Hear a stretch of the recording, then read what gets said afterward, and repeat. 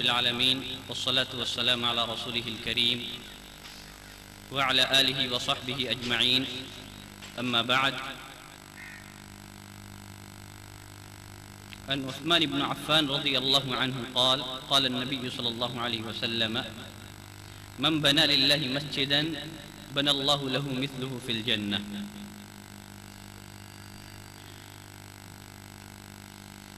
برادران اسلام، ہر قسم کی تعریف، بزرگی و بڑھائی مالک کائنات خالق ارض و سما کے لیے لائق و زیبا ہے، جس نے ہم تمام کو مسلمان موحد بنایا. لاکھوں درود و سلام ہوں اس روئے زمین پر بھیجے گئے سارے ہی انبیاء اکرام پر، خصوصیت کے ساتھ ہمارے اور آپ کے آخری نبی جناب محمد رسول اللہ صلی اللہ علیہ وسلم پر، جن کو اللہ رب العزت نے رحمت للعالمین، امام المرسلین، خاتم النبیین بنا کر کے اس کائنات میں مبعوث کیا. برادران اسلام، آج کے اس اجلاس میں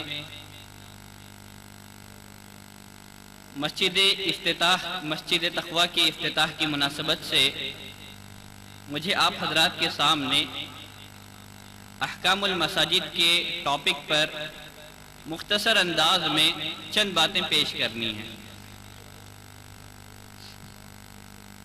اللہ کے نبی کریم صلی اللہ علیہ وسلم جب مکے سے ہجرت کر کے مدینہ پہنچے، تمام اہل مدینہ نبی کریم صلی اللہ علیہ وسلم کی استقبال کے لیے امنڈ پڑے. سارے کے سارے لوگ آپ کے اونٹنی کے ارد گرد چلنے لگے. تمام اہل مدینہ کی یہ تمنا تھی، تمام اہل مدینہ کی یہ آرزو تھی کہ نبی کریم صلی اللہ علیہ وسلم ان کے گھر میں تشریف فرمائیں.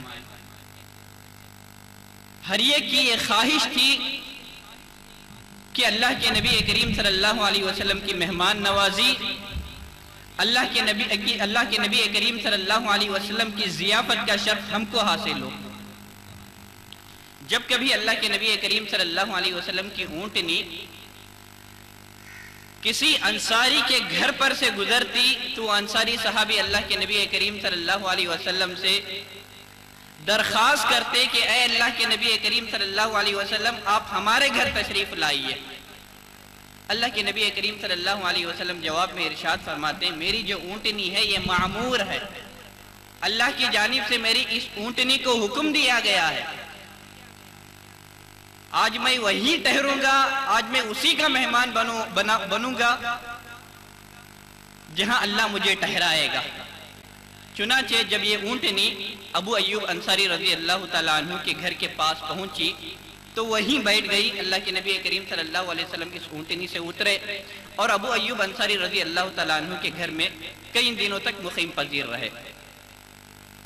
اللہ کے نبی کریم صلی اللہ علیہ وسلم کی اونٹنی جس جگہ پر بیٹھی تھی اسی جگہ پر قبیلہ بنو نجار کے 2 یتیم لڑکوں کی ایک جگہ تھی.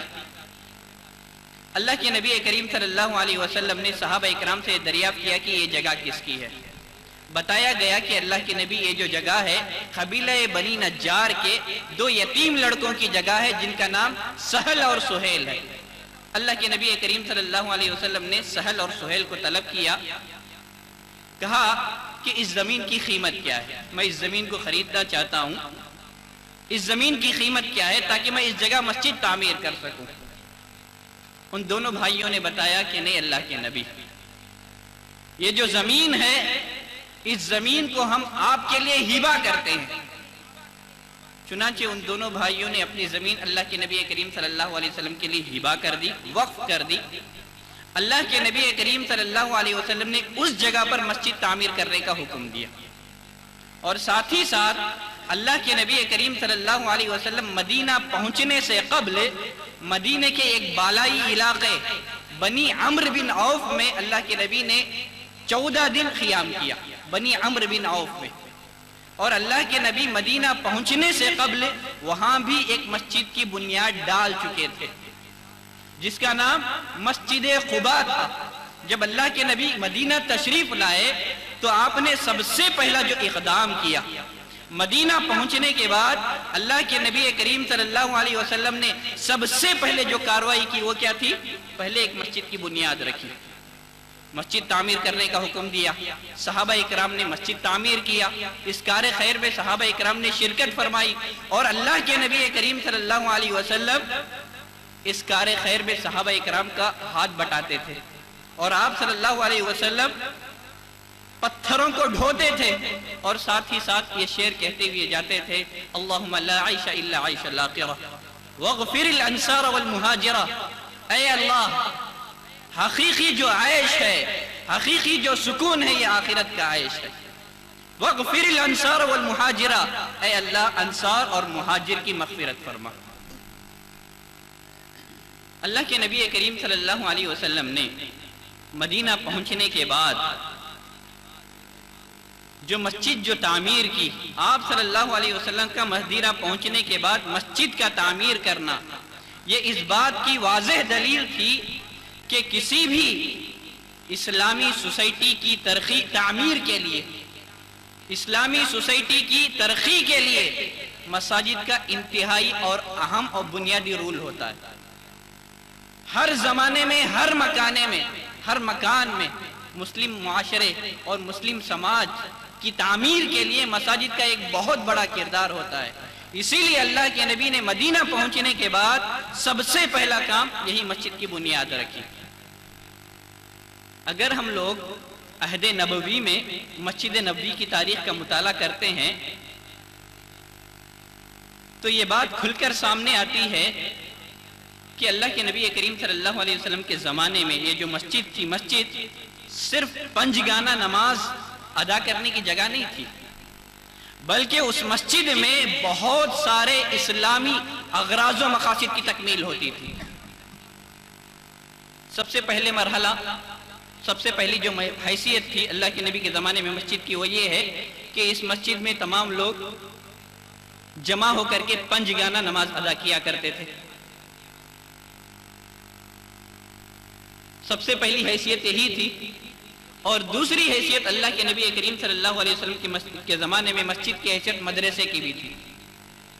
صحابہ اکرام مسجد میں بیٹھ کر کے اپنے استاد اللہ کے نبی کریم صلی اللہ علیہ وسلم سے قرآن اور حدیث کی تعلیمات سیکھتے تھے، اور صحابہ اکرام کی فضیلت کے لیے یہ بات کافی ہے کہ اللہ رب العزت نے ان کی تعلیم اور تربیت کے لیے نبی کریم صلی اللہ علیہ وسلم کو استاد مقرر کیا ہے۔ تو مسجد نبوی میں بیٹھ کر کے صحابہ اکرام اللہ کے نبی کریم صلی اللہ علیہ وسلم سے قرآن اور سنت کی تعلیمات حاصل کرتے تھے۔ تو اللہ کے نبی کے زمانے میں مسجد کی حیثیت ایک مدرسے کی بھی تھی، اور پھر اسی طرح اسلامی حکومت کے تمام امور کی نگرانی کا مسجد ہیڈ آفس بھی تھا۔ اللہ کے نبی کریم صلی اللہ علیہ وسلم اپنے صحابہ اکرام کے ساتھ جمع ہو کر کے اس مسجد میں بہت سارے امور سے متعلق تبادلہ خیال کرتے تھے، ان سے مشورہ کرتے تھے۔ گویا اللہ کے نبی حکومت کے تمام معاملات سے متعلق مسجد میں بیٹھ کر کے میٹنگ کیا کرتے تھے۔ اور پھر اسی طرح مسجد کی حیثیت اللہ کے نبی کے زمانے میں دار القضاء کی بھی تھی۔ دار القضاء کا مطلب کورٹ۔ اللہ کے نبی مسجد میں بیٹھ کر کے مدعی اور مدعا علیہ کے درمیان فیصلہ کیا کرتے تھے۔ اور اللہ کے نبی کریم صلی اللہ علیہ وسلم کے زمانے میں مسجد کی حیثیت دار الافتاء کی بھی تھی۔ صحابہ اکرام کی زندگی میں جو روزمرہ جو مسائل درپیش ہوتے تھے، صحابہ اکرام کو ان مسائل کا حل وحی کے ذریعے سے اللہ کے نبی کریم صلی اللہ علیہ وسلم صادر فرمایا کرتے تھے۔ تو مسجد نبویہ کی حیثیت اللہ کے نبی کے زمانے میں دار الافتاء کی بھی تھی۔ اور پھر اسی طرح سے اللہ کے نبی کریم صلی اللہ علیہ وسلم سے ملاقات کے لیے عرب اور غیر عرب سے وفود آیا کرتے تھے، اور اللہ کے نبی مسجد میں بیٹھ کر کے ان کو اسلام کی دعوت دیا کرتے تھے۔ اور جو وفود آتے تھے اللہ کے نبی کریم صلی اللہ علیہ وسلم کی خدمت میں، جو قبائل اللہ کے نبی کریم صلی اللہ علیہ وسلم کی خدمت میں آتے تھے، وہ کہاں قیام پذیر ہوتے تھے؟ مسجد ہی میں۔ وہ ایک لارج کا کام بھی کرتا تھا اللہ کے نبی کے زمانے میں، ایک لارج کی حیثیت بھی تھی۔ مسجد میں ہی یہ لوگ رات گزارا کرتے تھے۔ اور اس کے علاوہ اللہ کے نبی کریم صلی اللہ علیہ وسلم کے زمانے میں مسجد کی بہت ساری حیثیتیں تھیں. صرف پنجگانہ نماز ادا کرنے کی جگہ نہیں تھی مسجد. اور اسی طرح جب سعد جنگ خندق میں زخمی ہو گئے تو اللہ کے نبی کریم صلی اللہ علیہ وسلم نے مسجد میں ایک خیمہ لگانے کا حکم دیا تاکہ قریب سے سعد کی تیمارداری کر سکے. گویا اللہ کے نبی نے بیماروں کے لیے خیمہ بھی لگایا ہے. گویا ایک ہاسپٹل کا بھی کام مسجد سے ہو رہا ہے. اور پھر اسی طرح مسجد کے اندر اللہ کے نبی کریم صلی اللہ علیہ وسلم نے ایک لونڈی کالی کلوٹی لونڈی کا ایک خیمہ لگایا جس کے رہنے کے لیے کوئی گھر نہیں تھا. لونڈی تھی، کالی کلوٹی تھی. اللہ کے نبی کریم صلی اللہ علیہ وسلم نے اس لونڈی کے لیے بھی مسجد میں ایک خیمہ لگایا. وہ لونڈی اس خیمے میں مسجد میں رہا کرتی تھی. حضرت عائشہ رضی اللہ تعالیٰ عنہ بیان کرتی ہے کہ وقتاً فوقتاً یہ میرے پاس آتی تھی اور مجھ سے بات چیت کیا کرتی تھی زمانے جاہلیت کے واقعات سے متعلق. اور پھر اسی طرح سے جب ثمامہ بن عسال اسلام قبول کرنے سے پہلے جب ان کو گرفتار کر کے نبی کریم صلی اللہ علیہ وسلم کی خدمت میں لایا گیا تو اللہ کے نبی نے کیا حکم دیا؟ اللہ کے نبی نے حکم دیا کہ مسجد کے جو بہت سارے پلرز ہیں ان پلروں میں سے کسی ایک پلر میں ثمامہ بن عسال کو باندھ دیا جائے. تو معلوم کیا ہوا؟ مسجد کی حیثیت کیا تھی؟ جیل کی بھی مسجد کی حیثیت تھی. وقتاً فوقتاً ایسے لوگوں کو اللہ کے نبی کریم صلی اللہ علیہ وسلم مسجد میں قید رکھا کرتے تھے. ثمامہ بن عسال کو مسجد کے پلر سے باندھ دیا گیا تھا. تو غرض اللہ کے نبی کریم صلی اللہ علیہ وسلم کے زمانے میں مسجد کی بے شمار حیثیتیں تھیں. اور مسجد کی تعمیر ایک بہت کار خیر ہے، خیر کا عمل ہے. اللہ کے نبی کریم صلی اللہ علیہ وسلم نے فرمایا کہ من بنا للہ مسجدا بنا اللہ لہ مثلہ فی الجنہ. جو آدمی من بنا للہ مسجدا اللہ کی رضا اور اس کی خوشنودی کے لیے مسجد کو تعمیر کرتا ہے، مسجد بناتا ہے، اللہ رب العزت ایسے انسان کے لیے جنت میں اسی کی طرح ایک گھر بناتا ہے.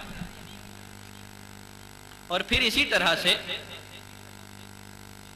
مساجد کے بہت سارے حقوق ہیں جس کا ہمیں خیال کرنا ضروری ہے. مسجد کا ہم پر سب سے پہلا حق یہ ہے کہ جب ہم لوگ مسجد میں داخل ہو تو دعا کا اہتمام کریں، اور جب ہم لوگ مسجد سے باہر نکلیں تو تب بھی ہم لوگ دعا کا اہتمام کریں. اللہ کے نبی کریم صلی اللہ علیہ وسلم جب کبھی مسجد میں جاتے تو کون سی دعا پڑھا کرتے تھے؟ اعوذ باللہ العظیم وبوجہہ الکریم وسلطانہ القدیم من الشیطان الرجیم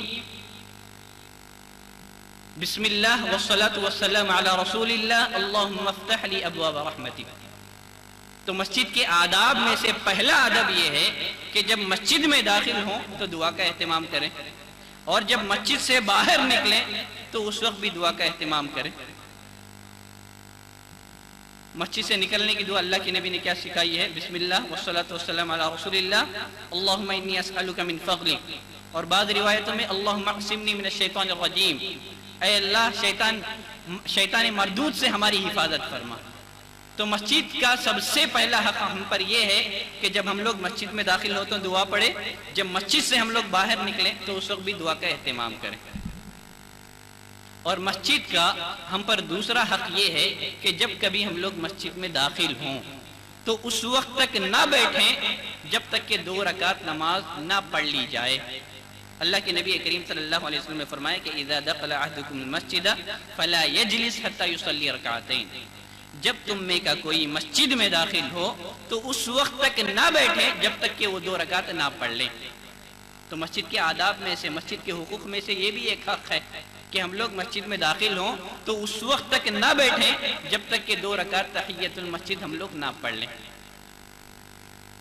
اور مسجد کے آداب میں سے ایک ادب یہ بھی ہے کہ مسجد میں گمشدہ چیز کا اعلان نہ کیا جائے. اللہ کے نبی کریم صلی اللہ علیہ وسلم نے فرمایا کہ من سمع ينشد غالة فی المسجد، تم میں کہ اگر کوئی انسان کسی کو اپنی گمشدہ چیز کا مسجد میں اعلان کرتے ہوئے سنے فلیقل، ایسے انسان کے لیے ضروری ہے کہ اس اعلان کرنے والے سے کہے لا ردہ اللہ علیک، اللہ کرے کہ وہ چیز تم کو واپس نہ ملے. فرمایا کہ مسجدوں کو اس لیے نہیں بنایا گیا تو مسجد کے ادب میں سے ایک ادب یہ ہے کہ مسجد میں گمشدہ چیزوں کا اعلان نہ کیا جائے. اور پھر اسی طرح سے مسجد کے آداب میں سے ایک ادب یہ بھی ہے کہ انسان مسجد میں دنیاوی گفتگو نہ کرے. اللہ کے نبی کریم صلی اللہ علیہ وسلم نے پیشن گوئی دی تھی، کہا کہ قیامت کے قریب ایسے لوگ آئیں گے جو مسجد میں بیٹھ کر کے دنیاوی امور سے متعلق گفتگو کریں گے. فرمایا فلا تجالسوہم، اللہ کے نبی نے فرمایا کہ ایسے لوگوں کے ساتھ نہ بیٹھو، ہمارا ان سے کوئی بھی تعلق نہیں ہے. تو مسجد میں داخل ہوں تو انسان دنیاوی امور سے متعلق گفتگو نہ کرے. مسجدوں کو اس لیے نہیں بنایا گیا ہے. اور پھر اسی طرح سے مساجد کے بہت سارے آداب ہیں اللہ کے نبی کریم صلی اللہ علیہ وسلم نے جن کا احادیث میں ذکر کیا ہے. گمشدہ چیز کا اعلان نہ کیا جائے، اور پھر اسی طرح مسجد میں تھوکا نہ جائے. اللہ کے نبی نے مسجد میں تھوکنے سے منع کیا. اللہ کے نبی نے فرمایا کہ البصاق فی المسجد قطیعہ، مسجد میں تھوکنا گناہ ہے. وکفارتها دفنها، اور اس کا کفارہ یہ ہے کہ اس تھوک کو دفن کر دیا جائے. دیکھیے اللہ کے نبی کریم صلی اللہ علیہ وسلم